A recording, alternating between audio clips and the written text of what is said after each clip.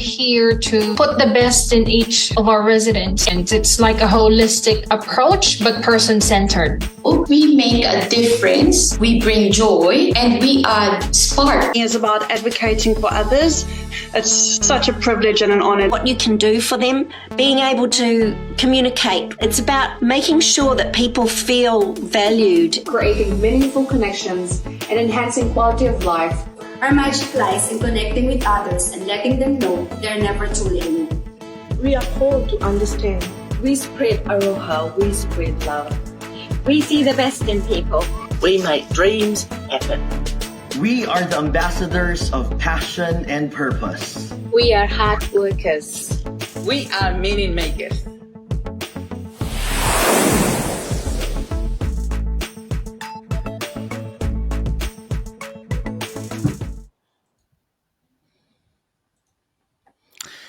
Kia ora! Good evening, everyone, and I hope that you guys are all well and awesome as usual, wherever you are around the world.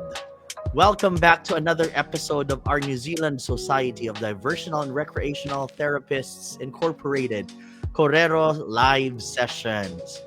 I hope that everybody has already settled in from their hangover from the wonderful virtual conference that we just had.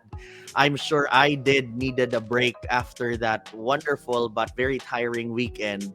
But it was worth it. It was worth every single moment. Not a single minute was wasted. And not all the connections, whether virtually that we just had made or physically, that was moments that I would treasure and moments that I would keep in my heart as again, forever. So at the moment, we are buzzing with a new excitement as we prepare for the 33rd National Diversional and Recreational Therapy Day and Week coming up on the 18th of September. This year's theme is He Kākano, He Tipu, from seed to growth. And it's all about celebrating the seeds planted in 1992 when the New Zealand Society of Diversional and Recreational Therapists was first received their incorporated status. The strong roots we've built and the growth we continue to see in our profession. So tonight, ladies and gentlemen, I am very, very excited that I'm joined by someone very special, our newest board member and our media and communications liaison. Ladies and gentlemen, let's welcome to our virtual floor, Nika. Now my hairamai. How are you, Nika? Kia ora, AJ, and everybody who's listening in. I'm well. If I take a pause to sip some tea, please forgive me. I'm recovering from a bit of a flu, but very happy to be here. Yeah, so that's awesome, and it speaks just volumes of your passion, Nika, that you're just recuperating and recovering, but you are willing to really connect to our members. It's awesome to finally have you here. I'm very excited. For those who don't know you yet, Nika, can you tell us a little bit about yourself, your role now as an educator, and how diversional and recreational therapy first caught your heart? Gladly. This may take a minute, so settle in, make yourself comfortable. I'm very happy to be here, be part of this korero to share the amazing mahi that's happening around Aotearoa in the space of diversional therapy. I whakapapa back to Te Arawa, so Te Arawa toku iwi, ko Ngāti Porou e Ngāti Pikio toku hapu, no te mātawa Māui aho, no reira ki Tāmaki Makaurau ki te noho Oanai nei. So I am originally from Hawke's Bay, born and bred, from a tiny town that very few people have heard of and even fewer would want to live in, called Takapau. I now live in the complete opposite of that town, which is in the heart of Auckland. My husband and I live here. We get the great privilege of living in West in the suburbs, so don't have to look at the concrete jungle every day, but I do work near the city. As AJ mentioned, I'm currently a lecturer at one of the PTEs in Newmarket's Kalandra Education Group, where I get to share my passion for the healthcare space. So I train the upcoming generations of healthcare practitioners in dementia, mental health and addiction, and most recently the diploma in diversional and recreational therapy. So a little bit of an advertising moment. There is now a diploma in diversional therapy for the first time in New Zealand, which is offered with Kalandra, and it is a very exciting, fantastic program that we've had the first cohort of graduates come through and have a lot of other students getting close to that graduation day as well. So as I mentioned, I'm from Hawke's Bay. In a very small town, I have 4 wonderful siblings and 2 wonderful parents.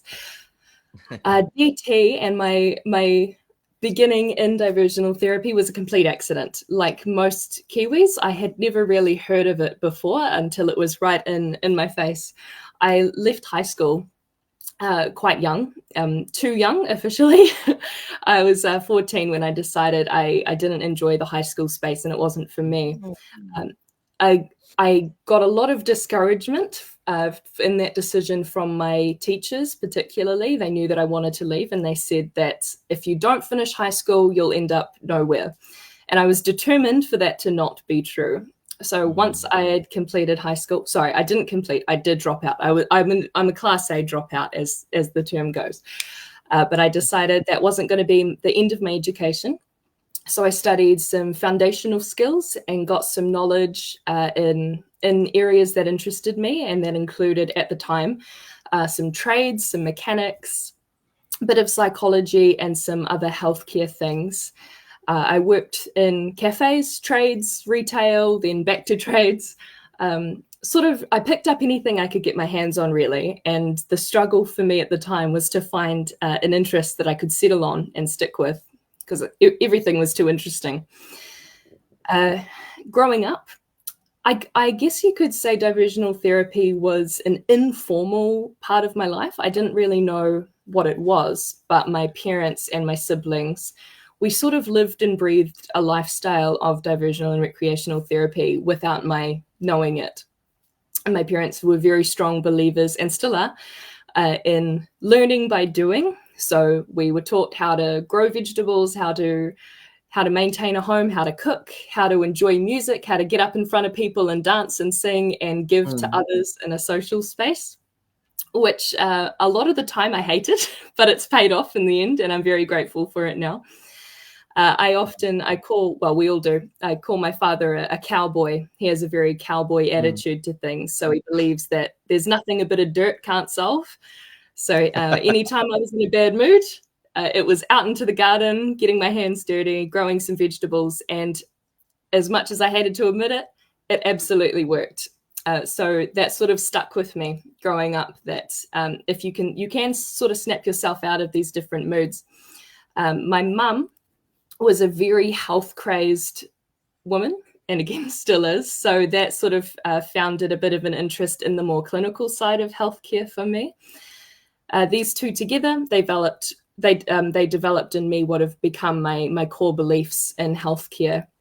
Same as my siblings, we all took turns being the bottom person in any kind of sibling pile, which happened a lot, especially if one of us was everyone jumped on top of the sad person until they snapped out of it. So that's sort of a glimpse into my childhood. I had decided sort of I think I was about 18, that I was going to stick with the trades. I just finished a certificate in mechanics, a small engine, nothing fancy. And I thought, this is really cool. I want to be this sort of strong, breaking stigma in the trade space as a girl. But unfortunately, as I was working on a project of complete demolition and refurbishment of a home, I broke my leg, my ankle, and had to have an operation. It was a pretty devastating time for me when that happened. I sort of felt on top of the world. I was sort of a young adult, and I had this job and some qualifications, and I felt like I had beaten the odds of a college dropout in a small town. Then one fateful night, while trying to impress the guy I had a bit of a crush on at the time, I jumped off a fence. Well, not really a fence. It was just this little concrete block, shorter than I wished to admit, and broke my leg. So that meant I couldn't continue working in that trades project. So that took me off site, and that took several months to heal and to fix, which was a bit of a shame. After that, I thought, okay, what can I do now? Started studying a bit of ICT, and then got into a car accident and rode off 2 vehicles and broke my collarbone, where I was told, wow. Yes. Oh, it was the most You love horrendous. breaking yourself and I do. fixing it up. Hey. It gives me something to fix. Yeah. So I was several $1,000s in debt, feeling pretty physically weak because I hadn't really built up much strength since those broken bones. So I was a bit depressed, and was battling some traumas from the past that had sort of all come to a bit of a head at the time. So I was physically very sick, mentally very sick, and was actually quite suicidal. And that's when some people at a local community group sort of grabbed hold of me and said, you need some help. They had noticed that I'd developed some pretty unhealthy coping mechanisms, including self-harm and some reliance on substances that I was actually too young to be drinking. And they thought, we need to find something that actually helps you. So they introduced me to a program that was run by the mayor and a lot of different members of the community. And I was put in touch with a woman named Anna Tennant, who I credit to this day for the beginning of my journey in diversional therapy. She basically kidnapped me, dropped me off at a rest home and said, there's a job here that I think you want to do. Go in there and speak with the manager. And that's when I first heard about diversional therapy. Wow. Right. So that's just I know you're very young, Nika, but when you tell that story, I mean, I would believe if I've just met you that you have lived years and years and years, more than your age. So those are powerful stories that if you didn't hear it yet, I think you need to hear that. Telling those stories, Nika, is just so powerful, that has inspired me, and I know that everybody that is listening just would take lots of inspiration for that story. So well done. Thank you very much, Nika. Thank you. Right. So for all our listeners, before we continue, drop down in the comment section. Where are you listening from and how are your day going? And join our conversation. We invite you to sit here with us for the next 30 minutes and just talk about the power of diversional recreational therapy in our lives. So we would like to say hi to Sue Moxham. Hi, Sue. How are you? Sue is saying hi, and lots of emojis there that I love. Annalise from Wellington, greetings as well. I hope that Wellington is having a beautiful spring welcome, just like Auckland is having lots of sunshine here. So we wish you well there, Annalise. We also want to greet Annalyn Balongi from, I think she is from Gisborne. Working in Gisborne now. Greetings. Oh yeah, she said that she's from Gisborne. And it is her birthday today. So happy birthday, Annalyn. And I hope that you are having the most wonderful spoiled day that you can have there today. And of course, our registrar Yuri, who is joining us as well. Let's go, Nika. And then a fire ball there. Hi, Yuri. I hope that you are taking care of yourself. And then we also have Rachel Manuta. Thanks for sharing a deep story from Tawa, Wellington. Kia ora, Rachel. And Cheryl Montero from Royal Oak. Thank you very much. Just keep the comment section coming. We really feel it. That was very deep, Nika, and that was very, very powerful. But if I can lighten up our conversation, and always wanted to begin after that wonderful introduction that you did. Begin with a lighter game that my residents really love to play. Would you rather? And you know me, that I love that. I love that game. And when we first had our introduction meeting, you had a taste of it, but here we go. This is may or may not necessarily be related to our topic tonight, but would you rather, if you were a superhero, would you rather have the ability to fly unlimited miles in the sky, or swim unlimited deep depths in the sea? So fly or swim power? That's an easy one. Definitely swim. I can't tell you how many times I've even now go to the pool and pretend to be a mermaid. So that would be my absolute lifestyle and preferred form of transportation from then on. Kapay. So Little Mermaid. Yes. Or Aquaman, Aquawoman. Aquaman. I'm probably too tall to be little mermaid, so it would be 6 foot something mermaid. All right. Would you rather have the ability to travel in your past or travel to your future? Ooh. I'd say future. I've had enough of my past. There's things that I definitely like remembering, but I think it would be really fun to peek into the future. And although it would probably change the decisions I make now, so hard to say. But yeah, future. Nice. Yeah, that's a very wise point there. Yeah. Before we continue, we say hi to Manny Angurala as well. Good evening from Auckland, enjoying some pizza at home. Oh wow. Hi, Manny. Yes, there are some. Yeah. We know each other. What's your favorite food, Nika? Oh, pasta. Without question. I can eat pasta till I'm sick. It's right.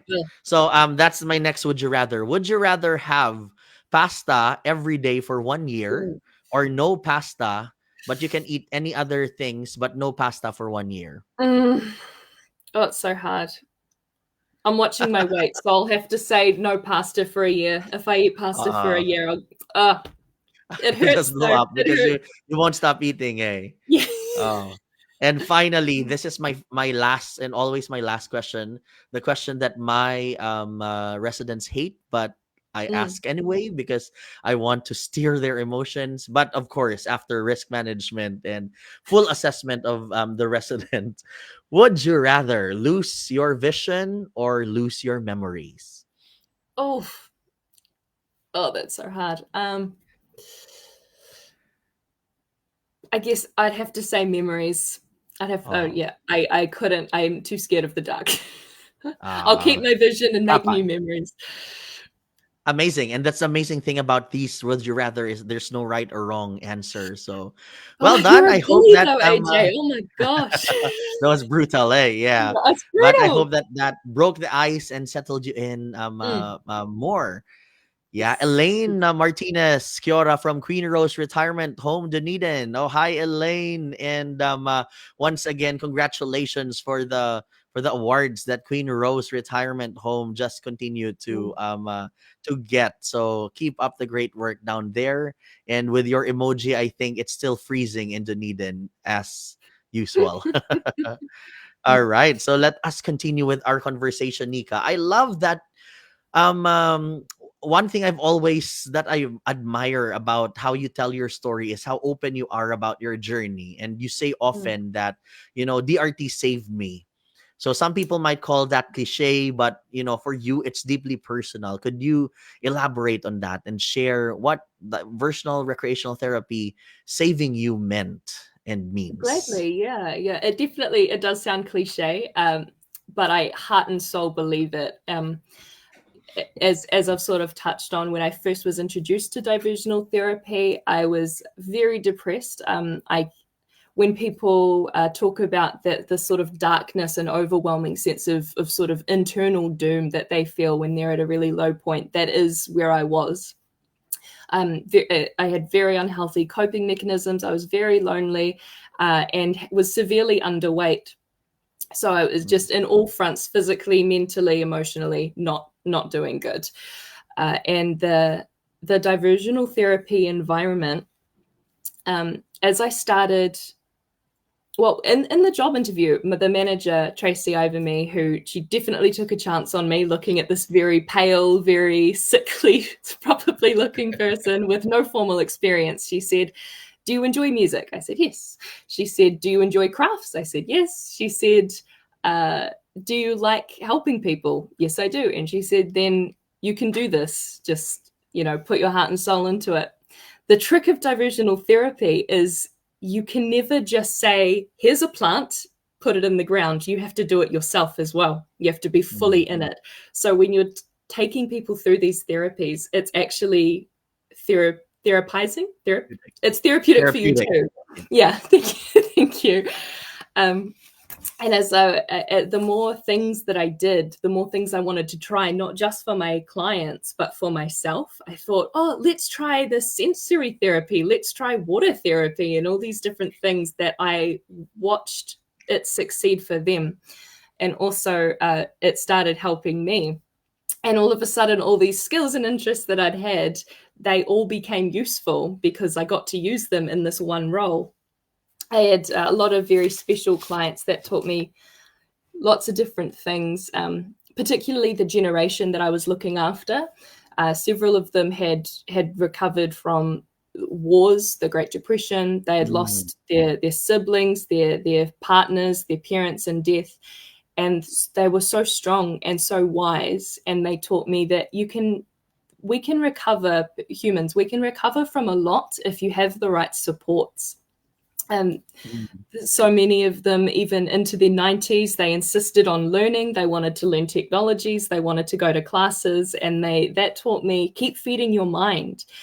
I had clients, on their deathbed, and their experiences taught me that family and loved ones are everything. That's all you end up craving. In those last moments, you just want to be around these people that you love. So all of those little experiences that I didn't even realize at the time were actually shaping who I am now and what has become very important to me. I think most importantly, a client that stood out was this woman whose name, of course, I won't say. She was a woman with dementia, and it was quite advanced. I worked with her for, I think, about 4 years, maybe just under. And her dementia was continuously advancing. And I watched her go from sort of rest home level care to needing psychogeriatric environmental safety care. And many times she didn't even remember her own name, but she knew God's name. And that was the most important thing in the world to her. And whenever you mentioned this, you mentioned God or played songs from her faith for her, she just lit up, and that music and her faith stayed with her the whole time throughout her disease. And that really taught me how powerful faith and love are, even over these mind and life-altering diseases. Yes. So I sort of that really stuck with me, and it said to me, if we're going to invest in anything in ourselves, it should be love and it should be faith, because those stay with you and they can get you through so much. So absolutely, yeah, all these parts. Yeah, and talking about faith, it's not just as a particular religion or a particular process or system or knowledge. It's a faith can be different for anyone, but it's those concept, the love and what you believe in. Yeah, even faith in humanity. I've spoken with a few psychiatrists, and they've sort of said that one of the first questions they ask anyone who's being put through like suicide watch is, do you have a faith? What are your beliefs? What do you hold on to? Because people that have something like that, they have way more successful outcomes. So it's very important. And as you say, AJ, it doesn't necessarily mean religion. But something that you believe in that can get you out of bed and gives your why, I suppose. Absolutely. The meaning, the purpose, the why. Yeah. The why. Yeah, exactly. Yeah. So all of these moving parts that have sort of been with me through my whole life, eating well, being outside, touching dirt, being with family, singing, dancing, that as soon as I learned about DRT frameworks, I realized that is what this means. This whole, all these things that we use and these, that is the working. whole water. That's working already for you. Yeah, it absolutely works. People with broken bones need a cast. People with broken souls need a diversional therapist. Someone to say. That's a beautiful way to put that. Yeah.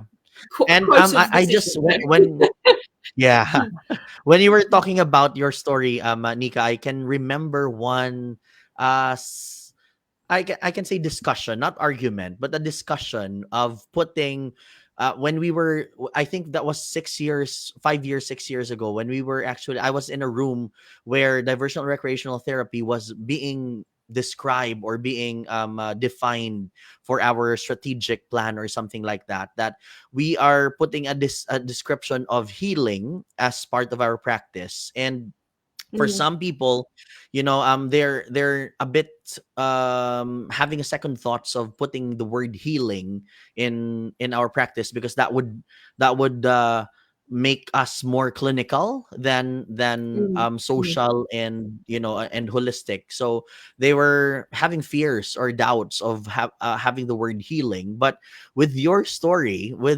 you're like a living testament and a living evidence that our practice heals. It Hey, does. we're part of I recovery, couldn't part of advocate. healing. Yeah, it absolutely Mm, is. Even in the addiction space, these mm, new definitions of addiction, it's not latching onto something because you are greedy. It's because you're lacking something else. So people are right. they're like cords, like power cords. And if we're not connected to something positive, we will connect to something negative. And diversional and recreational therapy, it replaces those negatives with these positive latches with social groups and activity and engagement. And Oh it's my goodness. so it works. It absolutely works. I don't know if I'm red in the face. I feel like I'm getting really excited. So yeah, Yeah, I'm and I very feel passionate what about I'm it. what I'm taking out from this Nika, is that we would need more time. So we will not have enough time tonight. So I'm gonna really invite you to come back, because I your story has so much nuggets of gems that we can really unpack and put it out there in the world, because the world needs the powerful inspiration like your story speaks. So I just Thank you. feel that that's so powerful, and I think it speaks to the heart of our theme this year as well. From the start, Yes, that you were yes. introducing yourself, talking about being in the vegetable garden and healing your soul through that activity. It talks about and now about growing, about healing. This year's theme of our 33rd NZDRT Week and Day Awareness, National Awareness Week and Day. He Kākano, He Tipu, from seed to growth. Sometimes it only takes one seed of connection, one creative moment, one act of care to grow into something life-changing, just like what your story told us. So now, Nika Manuera, as our new media and Yes. communications liaison, you're stepping into a really exciting role at a really exciting time of our society and our community's history. We are about to enter the DRT week, which is always a highlight of our calendar. What can members Mm, expect over the mm. next couple of weeks and even for the whole year as we build up to a stronger and an ever growing society that we are? There is so much content that is being produced by the team. It's amazing what people are coming up with in this theme, with from seed to growth. There's just so much you can take from that. And as you know, we work holistically. So we've got resources to help you grow in all sorts of goals, physically, mentally, even financially. We've got some resources that'll be sent out to help you with savings goals, particularly for conference. Yeah. And throughout the year, we're going to be highlighting amazing DRTs around Aotearoa that are doing these growing that are symbols of this growth. We've got Hauora heroes that are going to be part of a series. We're going to be sharing geographical hotspots of outings and things you can do with your clients. It's going to be a very, very exciting and jam-packed year. So watch this space. Your phone's going to be pinging every 5 minutes. Yeah, and so just exciting, and it's a great time to be a diversional recreational therapist with a lot of Definitely. excitement, things that are happening, but of course also honoring the ancestors that we had, and the founders and the pioneers and the trailblazers that really started this wonderful profession that we are now enjoying and now helping to continue to grow. So karawe. Going to be amazing, Fanao. So stay tuned. Watch this space. We've got 16 days to go until the official DRT Day and DRT Week. So we are going to make some wonderful noise and wonderful music so that we continue to spread awareness and lift up the mahi that the very important mahi that we do. So to wrap up, Nika, what's one of your hopes for this year's DRT week, and your hope for our profession for the years to come? Long term, I would love for DRT, and I think we all would, to be as recognized as it is globally. So any small step that we can make towards that, it matters. It's part of the growth, of course. And for all of our DRTs around New Zealand, I really hope that this year you reflect a lot on the impact that you're all making and apply what you give your clients to yourself as well, so that we all heal, we all grow, and get to enjoy the amazing mahi that we are so invested in. Kapai. Yeah, so Carrie Burrow is saying that she sounds like she missed it, but it's a great session. Hope it's recorded. Yes, it's gonna be recorded in the next 24 hours in Facebook, Carrie, and it's gonna be then saved in our YouTube channel, which all our podcasts are saved. But we are gonna send it out to you so that it's easier for you to go to. The link will be saved and will be sent out to your emails. Right. Yeah, so we've talked about the wonderful initiatives that are coming up. I'd like to pick on the what you've said, savings for the conference, Nika. Let's just expound on that so that people already listening can start to really look forward. So we all know, or for those that haven't attended the conference, so here, drum roll, please. Our conference will be in Christchurch next year. So it's going to be wonderful face-to-face conference where we are going to meet each other again and connect kanohe, kite kanohe, face-to-face. So that's something that we look forward to. We all know that it is going to be on the second week of August. So now, if we know that, we should start preparing. And we know that the prices now with inflation and the global recession is not going to be cheap.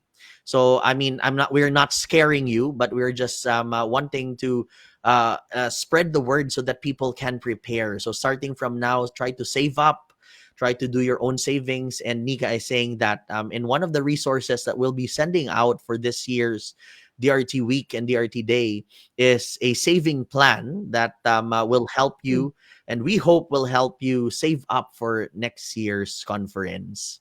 So talking about conference, Nika, can you share what was your favorite moment in our recently concluded conference? Though it was That's virtual, a I'm pretty sure that there are several moments that you loved.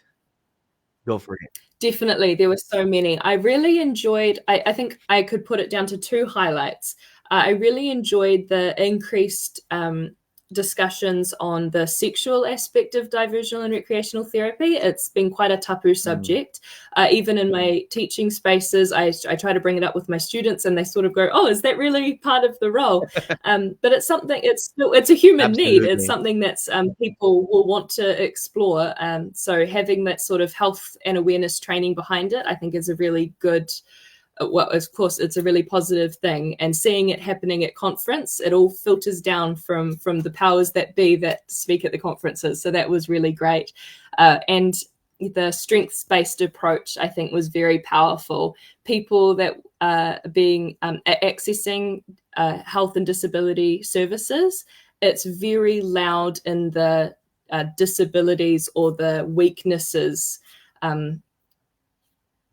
comments, and just the structure of how it is. It's sort of, so here's what you can't do, here's what you need to be careful of, here's you'll need this, you'll need that.